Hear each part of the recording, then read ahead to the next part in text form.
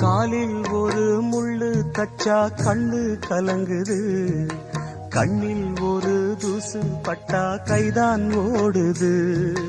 சேவல் அன்று கோடு கிழிச்சு வேலி போட்டது, வேலி தாண்டி கோழி போக வேளை வந்தது. அக்கம் பக்கம் யாரும் இல்ல, ஆபத்துக்கு பாவம் இல்ல, பாசத்துக்கு சட்டம் இல்ல, மீறுவது குத்தம் இல்ல.